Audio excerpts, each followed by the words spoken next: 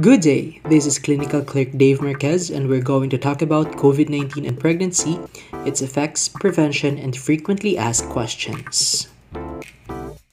Here is a short background about COVID-19. As detailed by the WHO or the World Health Organization, COVID-19 refers to the coronavirus disease caused by the severe acute respiratory syndrome coronavirus 2 or the SARS-CoV-2. This is a novel coronavirus that was first isolated in Wuhan City, China, and was eventually declared by the WHO as a global pandemic. Most cases of COVID-19 globally have evidence of human-to-human transmission. The virus can be readily spread from respiratory secretions, feces, and fomites. Therefore, healthcare providers must employ strict infection prevention and control measures. The Department of Health, or DOH, has recognized the pregnant population as a vulnerable group. Currently, more than 100 million women are pregnant globally, virtually all of whom are at risk for contracting the virus. Evidence so far have shown that pregnant women are still no more likely to contract the infection than the general population. However, pregnancy in a small proportion of women may alter the response of the body to severe viral infections, and as such, some pregnant women may be at a greater risk for severe illness, morbidity, or mortality compared with the general population. Pregnant women are in general immunocompromised, and limited studies show that patients with COVID-19 have a higher risk of miscarriage, preterm birth, preeclampsia, and cesarean delivery. Furthermore, their newborns are also at a higher risk of stillbirth, with a rate of 2.4% and admission to the intensive care unit. Now, what are the effects of COVID-19 to the mother? First, a large majority of women will experience only mild or moderate cold or flu symptoms. Relevant symptoms include cough, fever, and shortness of breath, and severe symptoms such as pneumonia and marked hypoxia could also occur in pregnant women and should be identified and treated promptly. Now, what are the effects of COVID-19 to the fetus? First, there are no data suggesting an increased risk of miscarriage or early pregnancy loss in relation to COVID-19. There are also no evidences of intrauterine fetal infection with COVID-19, and currently it is considered unlikely to cause congenital defects in the fetus.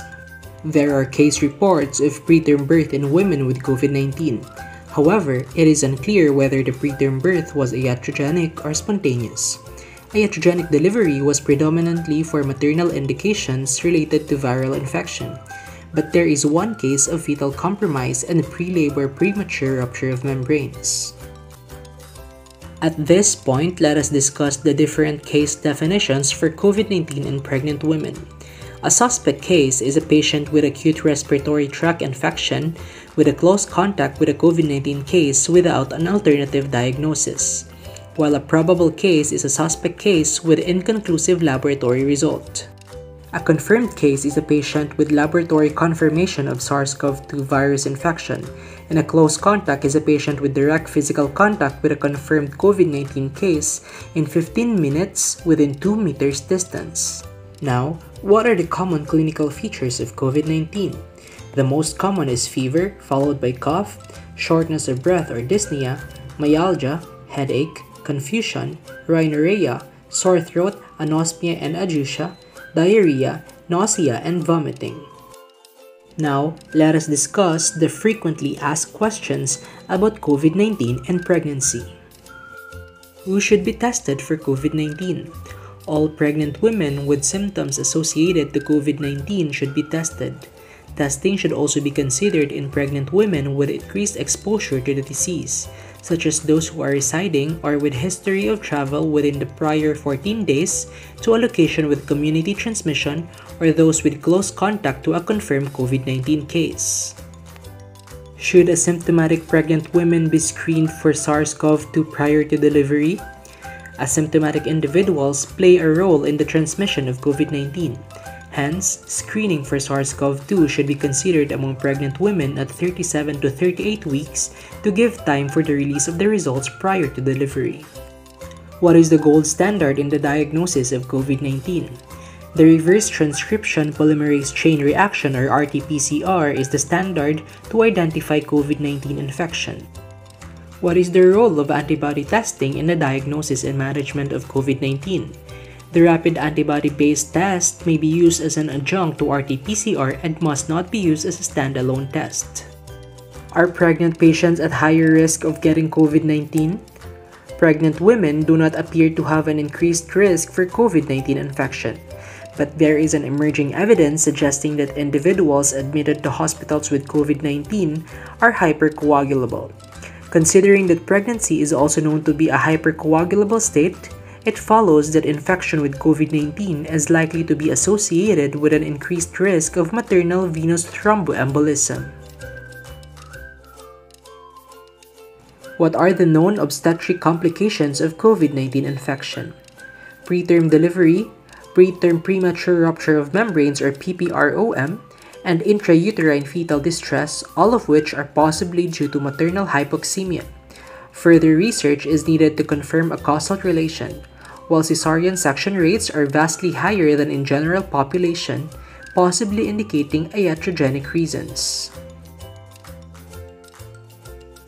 Can COVID-19 infect the fetus in utero? It is still unclear whether there is vertical transmission from mother to fetus, but limited cases have shown no evidence of vertical transmission in patients with COVID-19 during the last trimester of pregnancy.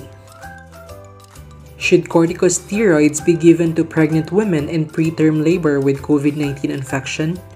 Pregnant women at 24 to 33 and 6/7 weeks age of gestation with suspected or confirmed COVID-19 who are at risk of preterm labor within 7 days may benefit from antenatal corticosteroids.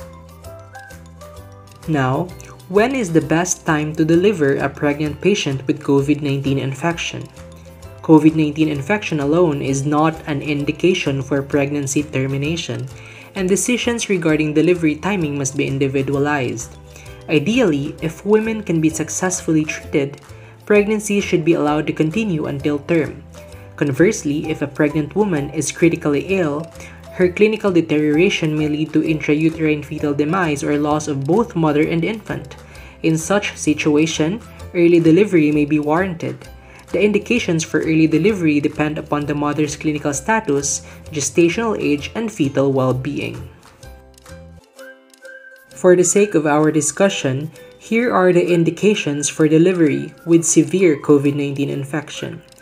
Maternal indications include intrauterine infections, disseminated intravascular coagulation, hepatic or renal failure, compromised cardiopulmonary function due to uterine overdistension or presence of peritoneal fluid, compartment syndrome, severe acute respiratory distress syndrome, and cardiopulmonary arrest, while fetal indications include fetal demise and gestational age associated with low neonatal morbidity or mortality.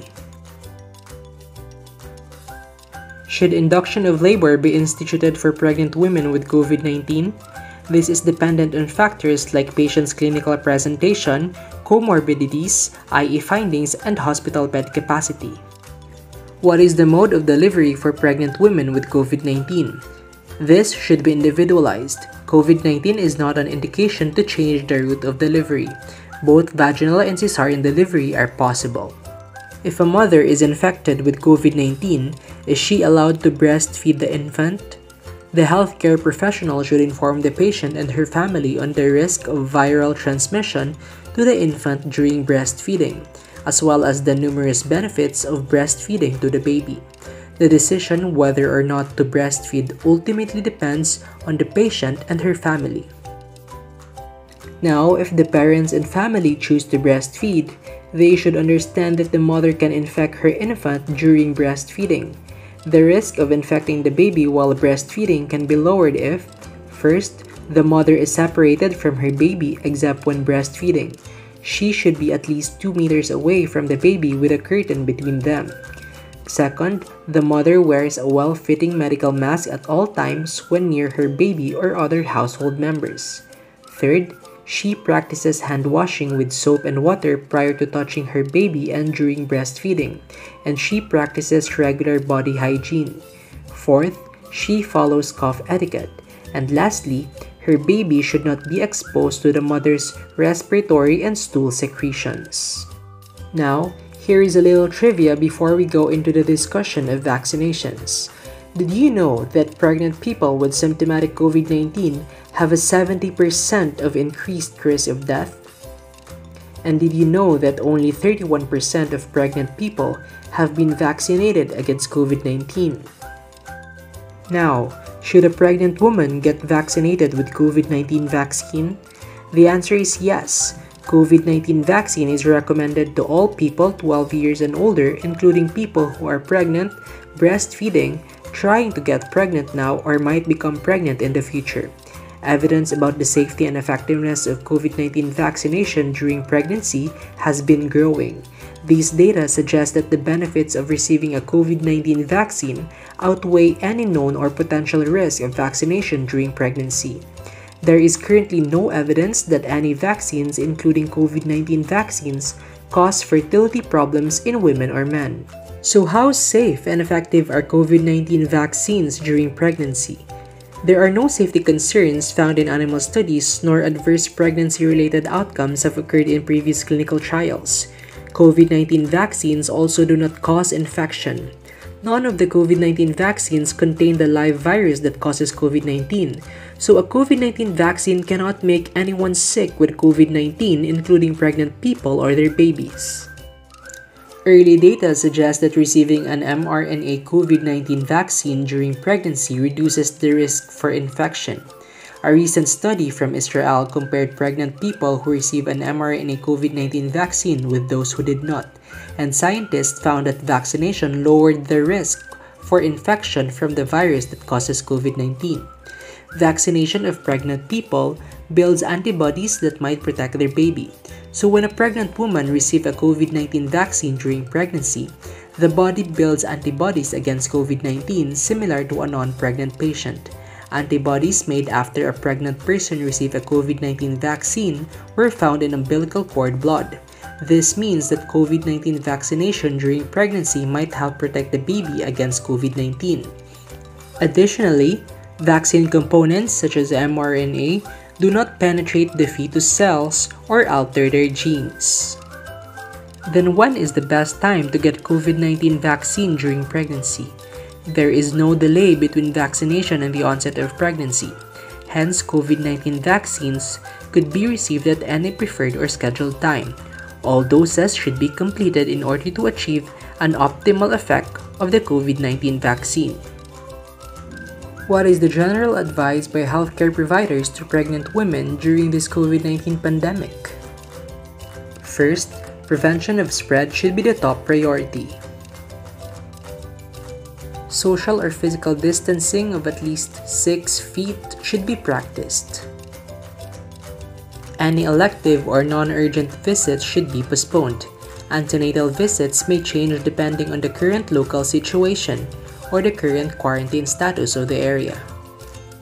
Now, if you get infected with COVID-19, you are more likely to experience no symptoms or a mild illness from which you are expected to make a full recovery. If you develop more severe symptoms such as shortness of breath or you feel like your symptoms are worsening, then immediately contact your healthcare provider. If you are well at the moment and have no medical complications in the present or even in your past pregnancies, discuss an antenatal plan with your healthcare provider. Do not go to the hospital or clinic without prior notifying your healthcare provider or the facility. The healthcare providers must also provide pregnant patients emergency contact numbers or 24-hour hotline numbers to cater to their concerns not necessarily COVID-19 related. Other means of communication including teleconferencing may be a viable option. That's all for our discussion. Thank you for watching. Stay safe and get vaccinated.